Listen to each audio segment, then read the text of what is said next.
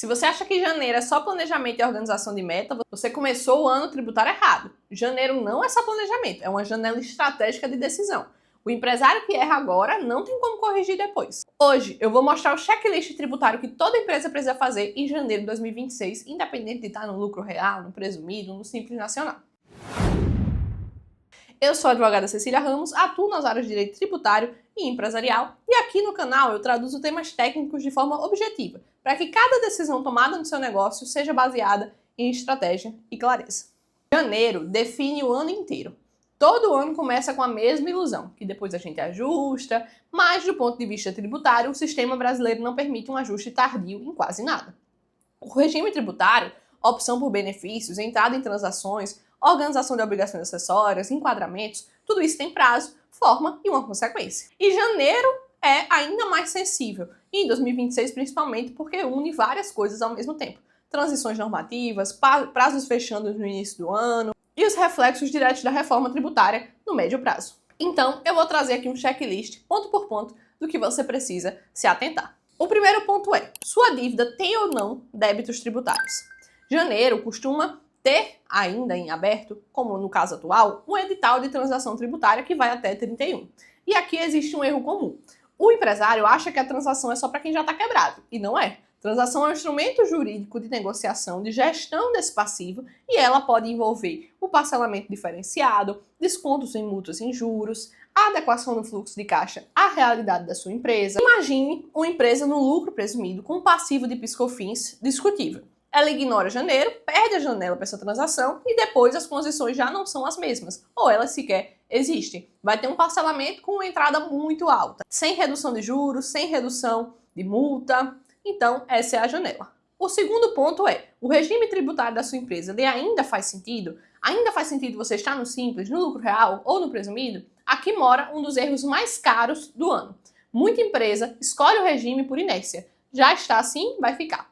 Ano passado foi assim, continua. Mas o regime ideal depende da margem real, da estrutura de custos, do tipo de operação e da sua projeção de crescimento. Isso é muito importante. Uma empresa que cresce, aumenta a folha, muda o mix de produtos, pode estar pagando mais imposto porque não escolheu no início do ano um regime que conversasse melhor com essa operação. Esse erro, uma vez cometido em janeiro, não se corrige em nenhum outro mês do ano. O terceiro ponto. Sua estrutura fiscal reflete o que a empresa realmente faz? E aqui trago umas perguntas incômodas. Seus quinais estão certos? As atividades acessórias estão mapeadas? As receitas estão bem classificadas? Porque o imposto ele não incide sobre a intenção, ele incide sobre como a operação está formalizada. O comércio que passa a prestar serviços, mas não ajusta a estrutura, começa a misturar receitas e tributar errado. O risco ele não aparece no primeiro mês, ele vai vir com a fiscalização acompanhado da duplinha multa e juros. O outro ponto é, a reforma tributária ainda está em transição, mas a preparação começa agora. Empresas que ignoram 2026 vão sofrer depois, porque precisam dos sistemas que tem que se adaptar, classificação de produtos e serviços cada vez com mais relevância, créditos que precisam de organização documental e quem deixa isso para depois começa atrasado e pagando mais caro.